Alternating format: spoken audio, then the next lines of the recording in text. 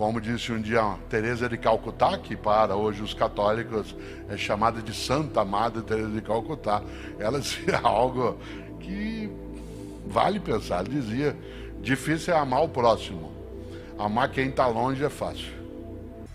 Ficar tocado ou tocado porque pessoas estão sem socorro em alguns momentos, ficar, né, absolutamente entristecido porque pessoas são vitimadas por um acidente, um terremoto, ou a fome.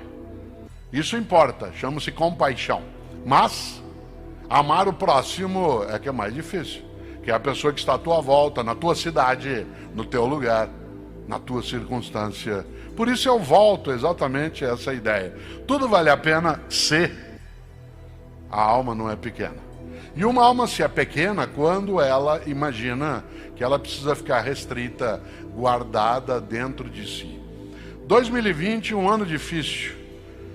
Várias pessoas que nós conhecíamos e que admiramos e admirávamos, elas partiram. Algumas delas o foram por conta do vírus e outras não. Um dos meus amigos, que esse ano faleceu, né? Ele não faleceu de Covid, mas ele faleceu, uma pessoa com quem eu tenho até um livro junto, e nós temos muitas palestras na vida, conhecido por várias pessoas aqui, que foi Gilberto de Menstein. Né? Gilberto de Menstein, uma pessoa especial no campo da comunicação, do jornalismo, e ele usava uma frase, uma ideia que eu queria trazer aqui de volta. Né? Sempre eu me lembro dele numa situação como essa. Eu estou pegando a caneta até para dar um exemplo.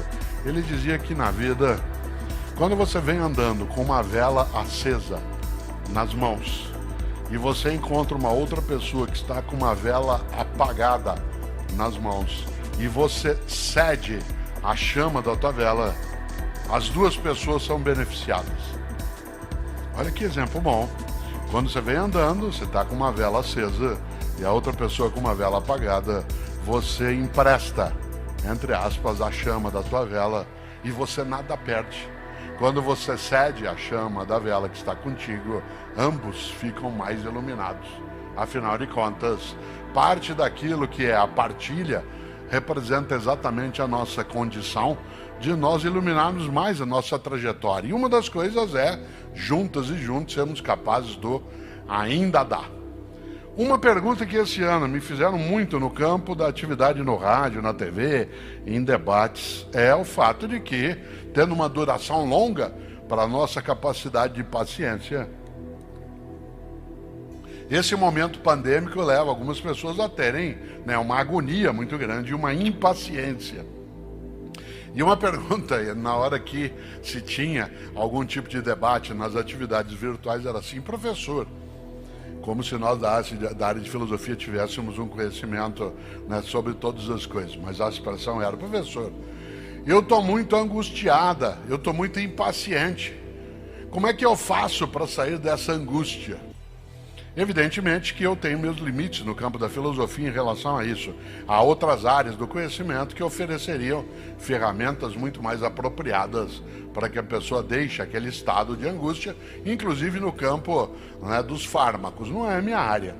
Mas eu dizia o seguinte, e o que eu vou dizer agora, acho que eu repeti dezenas de vezes esse ano, mas eu continuo insistindo.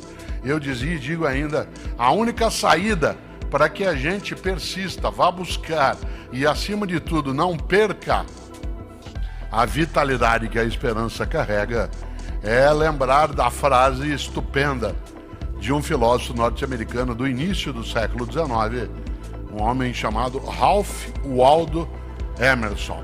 Ralph Waldo Emerson, que em filosofia nós chamamos diretamente de Emerson. Ele tem uma expressão que é fortíssima. Ele dizia: torna-te necessário a alguém. Torna-te necessária a alguém.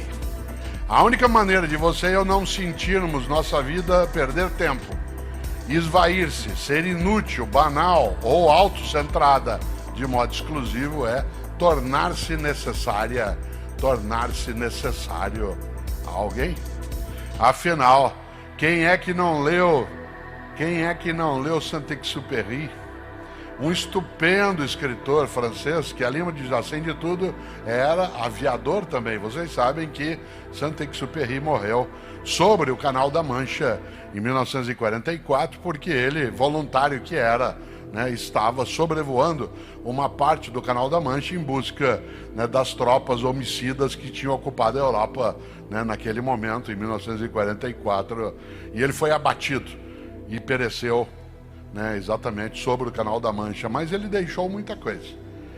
Afora o Grande e o Pequeno Príncipe, que é um Grande Pequeno Príncipe, ele deixou uma ideia.